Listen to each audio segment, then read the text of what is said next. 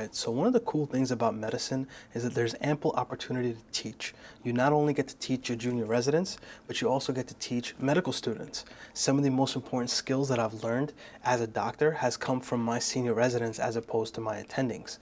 Now, the other cool thing about medicine in general is the fact that medicine is an international language. So the skills that you learn and the things that you learn can be applied worldwide.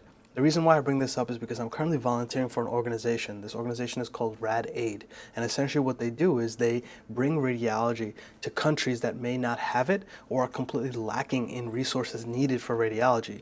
Now, why is that important?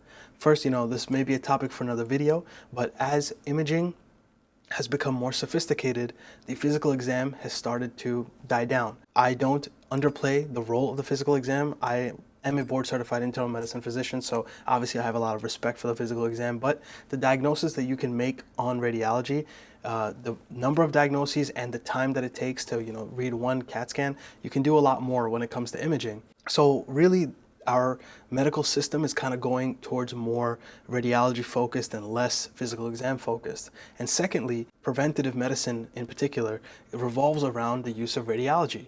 Mammography for breast cancer, the number one leading cancer around the world is lung cancer, and the only way to screen for it is via CT. So radiology plays a major role when it comes to preventative medicine, and that can be extremely crucial, especially in underserved countries, because preventative medicine is also very cost effective. Not only does it affect morbidity and mortality, which I think is more important, but overall it decreases the cost of healthcare, because now you're preventing all these chronic illnesses instead of trying to deal with the sequela of them. So radiology has a major role to play in medicine, and radiology really isn't going anywhere. So this organization is bringing radiology resources in terms of money, staff, teaching, all this kind of stuff to various different countries. Now, with me in particular, there was a brand new radiology residency program that was started in Guyana.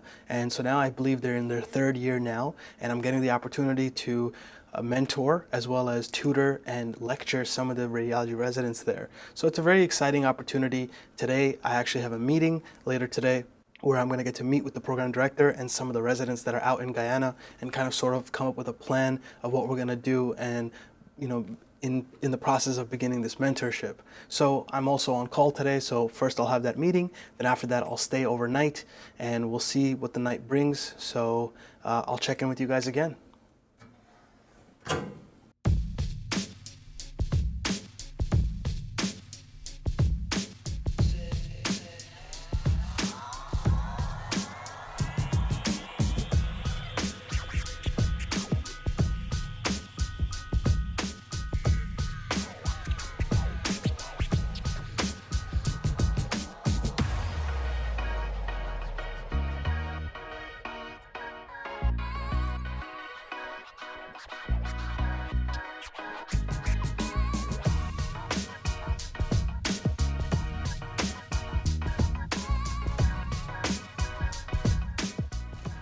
All right, so just like that, just finished up the meeting.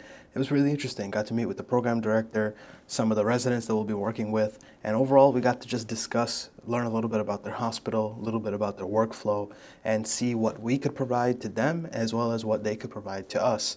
And it was overall just a very humbling experience. Unfortunately, 2 times during this very brief meeting, 2 of the residents had the electricity, cut out in their homes twice during the meeting, and we talked about the challenges that they face in terms of healthcare, how expensive it is to perform cross-sectional imaging. And so essentially they start off with plain films and ultrasounds. They can always recommend a CT scan, but for them CT scans cost a lot of money. So sometimes patients can't afford to get CT scans. So it was just very humbling to kind of speak about this. And essentially, the whole purpose of this video is not to let you know, like, oh, look at me, I'm trying to be a volunteer and do this kind of stuff.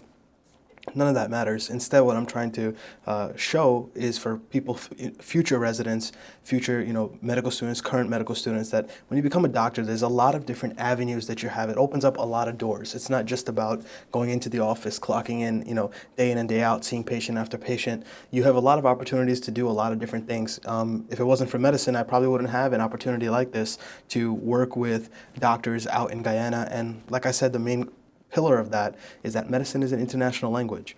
So I went to medical school personally out in the UK, the program that I was involved in. I lived in the UK, I studied in the UK, and then I did a lot of my rotations here back in the United States. And so medicine is just an international phenomenon, and that's one of my favorite things about medicine. So overall, this was a very great experience. Now I'll be here for the rest of the night to actually begin my call. So we'll see. Hopefully that goes well. But, just want to give you guys a brief look into what kinds of opportunities you can have with a medical education and a medical degree. So it really does promote you being a lifetime learner, as well as, the opportunity to be a teacher and help other people out with some of the knowledge that you were lucky enough to gain. So that's pretty much my 2 cents. I'm always trying to grow this channel. Don't forget to like and subscribe if you're into this type of content. And until next time, I'll catch you again.